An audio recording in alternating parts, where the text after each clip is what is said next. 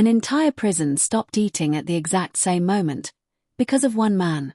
If that doesn't make you uneasy, nothing will. Subscribe, like, and stay with this story, because what they discovered next changed everything. The tray hit the floor with a sharp metallic echo. Officer Ryan Cole turned just in time to see inmate Daniel Brooks collapse beside his table. His untouched food tray slid across the concrete, spilling grey meat and thin soup across the cafeteria floor. At first, it looked like a medical emergency. Then something far more disturbing happened. No one moved. Hundreds of inmates sat completely still, staring at their trays. No shouting. No panic. No reaction. Just silence. Cole stepped forward, his voice sharp. Medical. Now. But even as guards rushed in, something felt wrong. Daniel Brooks hadn't eaten a single bite. And neither had anyone else. Cole scanned the room. Row after row of inmates sat with full trays in front of them. Hands resting on tables. Eyes fixed downward. Not one person was eating. Why aren't they eating? Another guard whispered. No one answered. Warden James Carter arrived minutes later, pushing through the tension thick in the air. What's going on here? He demanded. Cole pointed at the tables. Sir, look.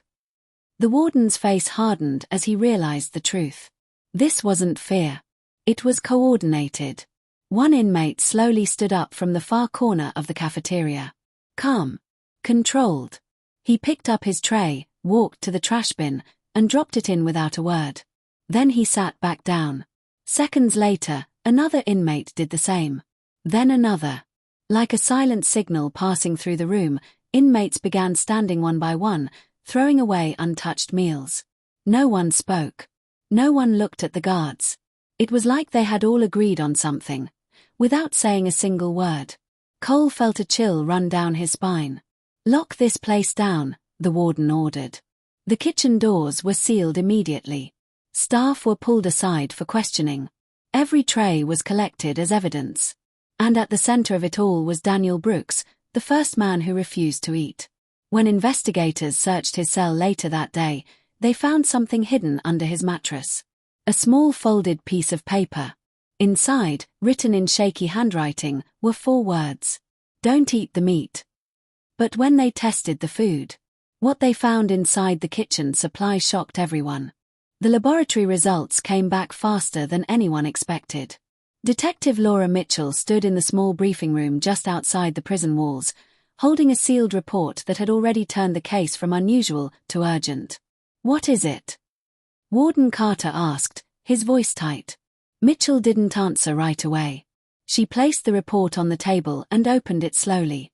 The meat wasn't spoiled, she said. It was contaminated. The room went silent. Contaminated with what? Officer Cole asked. Mitchell looked up. A chemical compound. Not something that should ever be near food. Carter's expression hardened. Accidental. Mitchell shook her head. No. It was introduced after processing. That means someone added it inside the facility. Inside. The word hung in the air like a threat. Back in the prison, the cafeteria had been sealed off. Officers in gloves and masks moved carefully through the kitchen, collecting samples from storage bins, cooking equipment, and food carts. Every step felt heavier now. This wasn't a mistake. It was deliberate. Mitchell walked through the kitchen, her eyes scanning every corner. Stainless steel counters. Industrial ovens. Locked storage cabinets. Everything looked controlled, organized, normal. Too normal. Who has access to the food before it's served? She asked. Kitchen staff and assigned inmates, Carter replied. Everything is supervised. Mitchell stopped in front of a large freezer unit. Open it. Inside were stacks of packaged meat, all labeled and sealed. But one section stood out. Plain boxes with no markings, pushed toward the back. Those aren't standard, Mitchell said. A guard pulled one out and opened it. The same grey meat. No label. No supplier. No tracking code. Where did this come from? She asked. No one answered. Meanwhile, Daniel Brooks was in the prison infirmary, barely conscious. Doctors confirmed he had ingested a small amount of the contaminated food, but not enough to explain his collapse.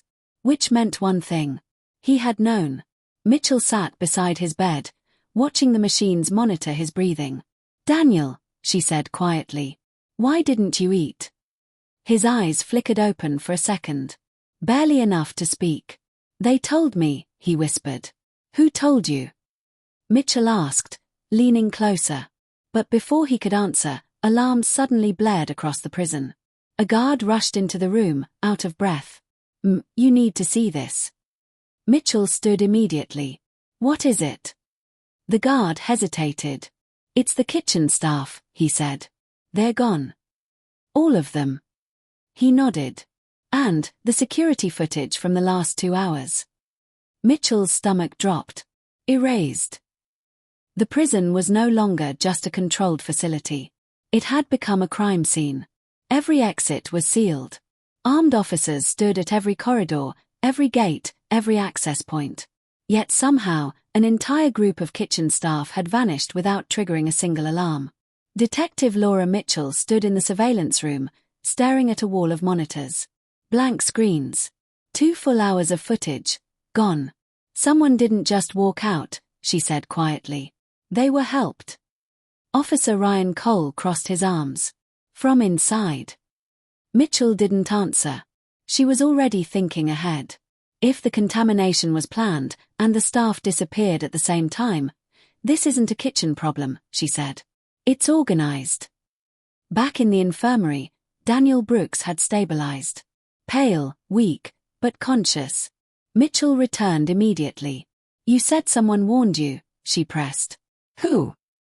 Brooks swallowed slowly, his voice barely above a whisper. "It wasn't just me." Mitchell leaned closer. "What do you mean?"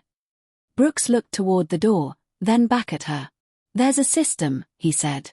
"Messages move through the prison without anyone seeing them. No phones. No talking. Just signals." Mitchell felt the pieces starting to shift. "The silence," she said. "It was planned." Brooks nodded faintly. "We were told not to eat. One tray. One signal. It spreads." "Who told you?" she asked again. Brooks hesitated. Then he said a name. Marcus Lane. Mitchell turned to Cole immediately. "Find him." Minutes later, they were standing outside cell block D. Marcus Lane wasn't a violent offender. Former logistics coordinator. Serving time for financial crimes. Quiet. Observant. The kind of inmate no one paid attention to. Until now. The cell door slid open. Empty. Cole frowned. "That's impossible. He was here this morning." Mitchell stepped inside. The bunk was neatly made. No signs of struggle. No forced exit. But something caught her eye. A small marking scratched into the metal bed frame. 3 lines. Repeated again and again. She ran her fingers over them, thinking. "Not random," she murmured. Cole looked closer. "What is it?" Mitchell stepped back slowly.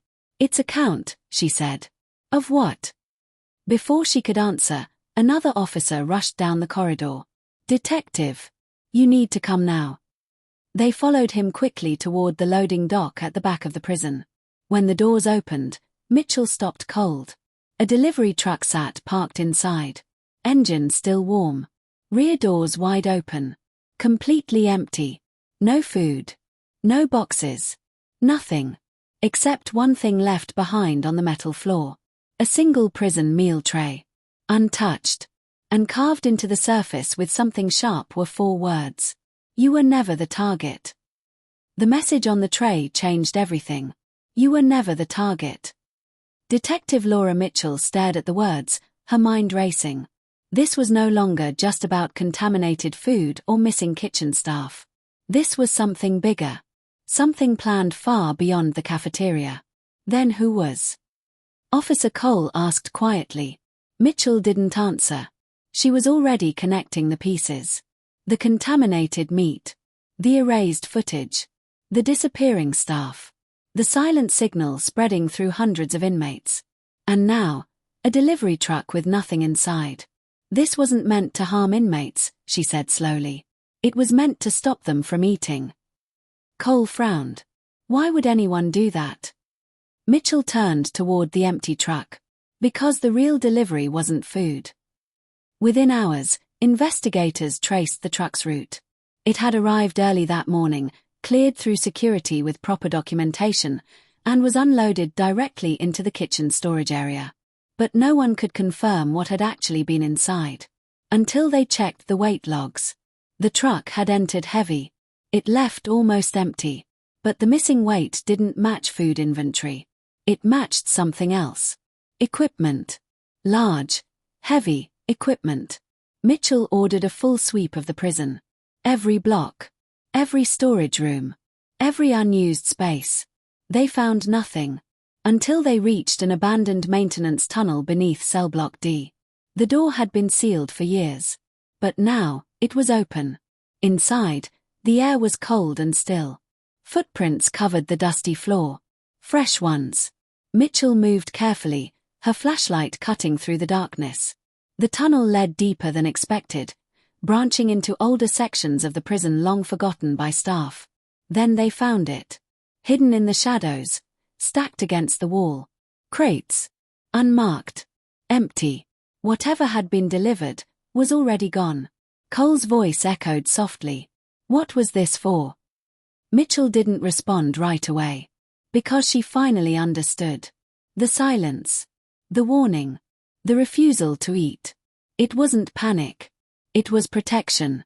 Someone inside the prison had known something dangerous was being brought in, and used the only method they had to stop it from reaching the inmates. Daniel Brooks wasn't trying to save himself. He was trying to warn everyone else. Days later, the investigation revealed a coordinated smuggling operation using food deliveries as cover. Several external contractors were arrested. Internal staff were charged. But one question remained unanswered. Marcus Lane. The man who started the signal. The man who knew the plan. He was never found. Some believe he escaped through those tunnels. Others believe he was removed before anyone could reach him. But inside Iron Gate, one story still spreads quietly between cells. About the inmate who refused to eat. And how one silent decision may have saved hundreds of lives. If you think this story was intense, you're not ready for the next one. Hit subscribe so you don't miss it.